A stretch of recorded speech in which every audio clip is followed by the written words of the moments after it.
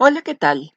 Mi nombre es Fernando y les doy la bienvenida a este primer video sobre la materia de español, comunicación escrita, habilidad verbal o como sea que le hayan llamado a esta sección en su examen. El día de hoy hablaremos acerca de las funciones de la lengua, un tema importante especialmente para quienes van a hacer el examen a la UNAM.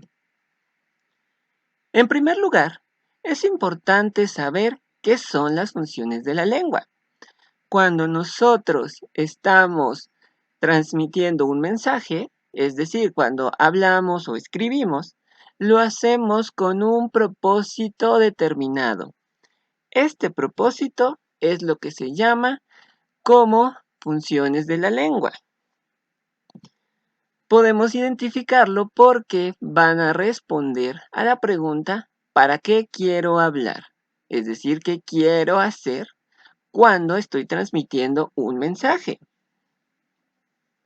Es importante mencionar que a pesar de que existan diferentes funciones, un mensaje no solo puede contener uno de ellos. De hecho, generalmente se da más de una función a cada uno de nuestros mensajes. Sin embargo, hay que saber reconocer cuál es el más importante, el que domina algún fragmento de texto que se muestre en el examen, porque eso es lo que nos van a preguntar. Muy bien.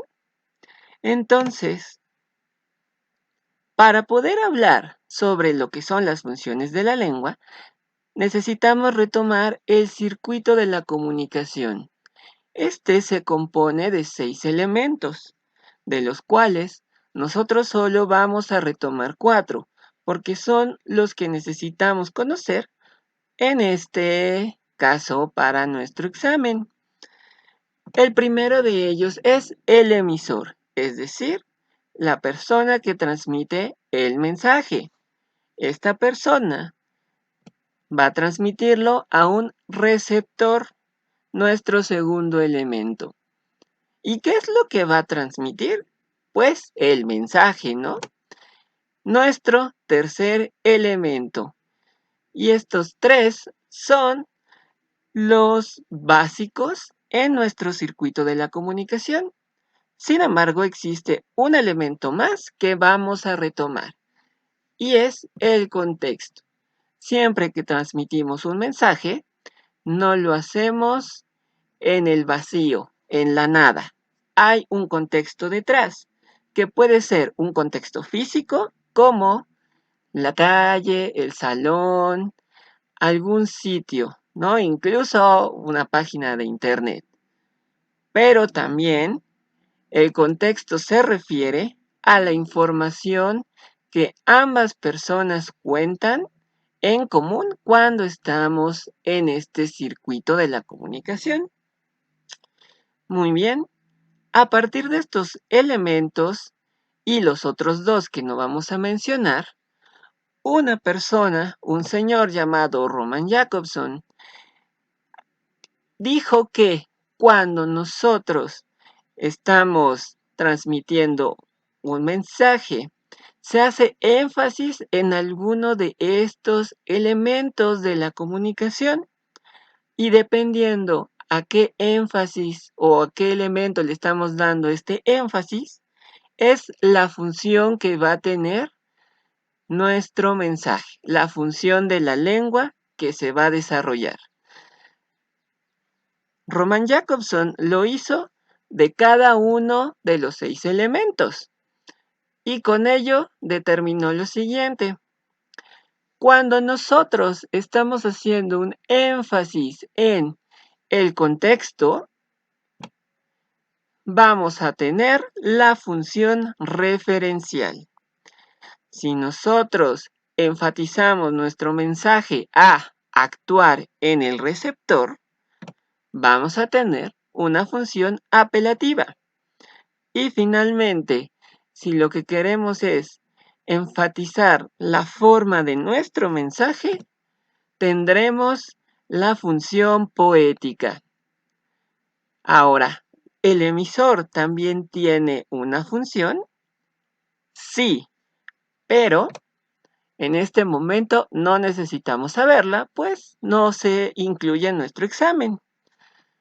Vamos entonces a conocer las características de las tres funciones que sí nos van a preguntar. En primer lugar, la función referencial. Como ya dije, esta se enfoca en el contexto. ¿Y esto qué significa?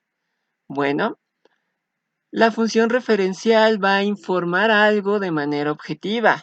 Va a decir cómo son las cosas y por tanto va a hablar de nuestro entorno, va a hablar de lo que sucede alrededor. Lo que va a hacer es afirmar cosas sobre lo que sucede a nuestro alrededor. Y generalmente esta función se encuentra de forma común en textos periodísticos y científicos, ¿sí? Puesto que el propósito de estos textos es ofrecer conocimientos e información. Algunos ejemplos de esta función las podemos encontrar en estas oraciones muy sencillas, donde se está afirmando algo sobre algún objeto o persona. En el primer ejemplo, la casa es azul. Estoy afirmando algo sobre la casa. En el segundo, mi papá llegará tarde del trabajo. Estoy afirmando algo sobre mi papá. En este caso, una acción. Podemos encontrar otro tipo de ejemplos, como en estos últimos dos. En el primero se está afirmando que la estadounidense Anika Chevrolet acaba de ganar un premio por un estudio científico. En este caso se está afirmando algo sobre lo que hizo Anika Chevrolet. Y en el último tenemos algo que afirman sobre los perritos. Los perros sonríen y algunos hasta exageran. Como ven, en todos estos casos afirmamos una cosa sobre algún objeto o persona o ser. Esta es la función referencial. En segundo lugar, tenemos la función apelativa, la cual intenta influir en la conducta de nuestro receptor, es decir, a través del mensaje, el emisor espera que el receptor haga algo. Esta función se va a caracterizar porque podemos identificar dos elementos importantes. El primero, que es el vocativo, es decir, una forma explícita en la que me estoy refiriendo a alguien, estoy llamando a una persona directamente, y el modo imperativo, es decir, la forma verbal en la que nosotros damos órdenes, hacemos solicitudes, ruegos o peticiones. Finalmente, es importante mencionar que este tipo de función es dominante en la publicidad y en la propaganda política, donde se espera pues que se actúe conforme a lo que se dice en el mensaje. Y bueno, tenemos unos clásicos ejemplos de mamá. Juanito, haz la tarea. Limpia tu cuarto. Ve por las tortillas.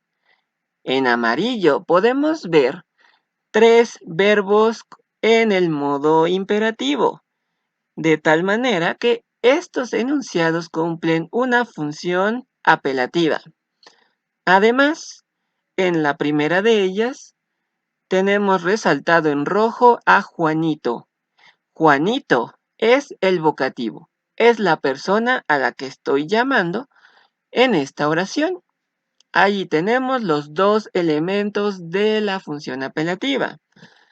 Tenemos aquí otros dos ejemplos, un poco menos en sentido de orden. Esto es más una petición. Ayúdame, por favor.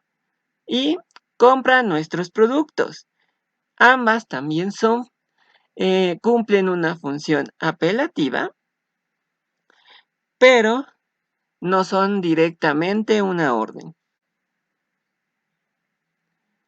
Y también podemos encontrar la función apelativa en otro tipo de casos, como en gana porque te lo ordeno, donde gana también se encuentra en modo imperativo. Esta es la manera más fácil en la que podemos identificar la función apelativa. Finalmente, observamos la función poética.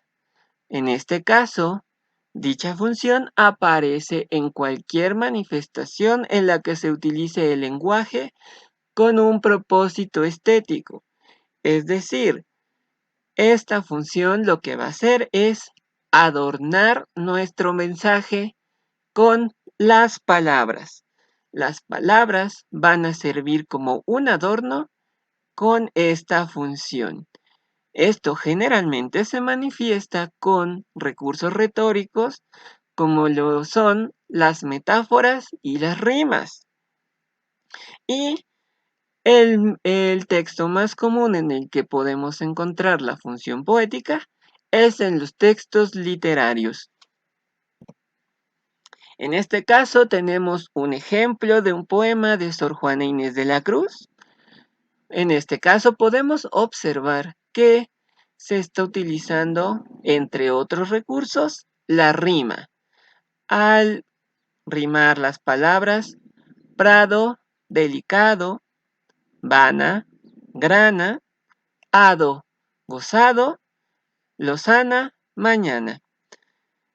En este caso estamos viendo la función poética en precisamente un poema, pero también podemos encontrar esta función en otro tipo de casos, como los mensajes de tías, en los cuales también se usa esta función.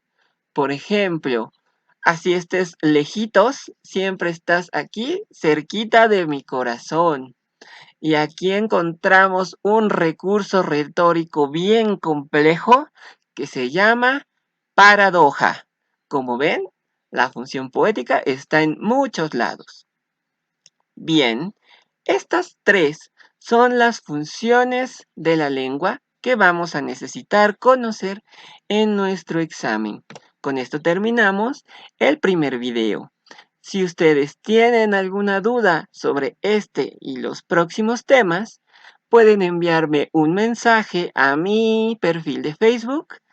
Aquí lo pueden ver, Fernando Trejo Madrigal. Y, muy importante, díganme que vienen de la Institución Nacional Educativa para que sepa quiénes son. Nos vemos en el próximo video. Cuídense mucho y adiosito.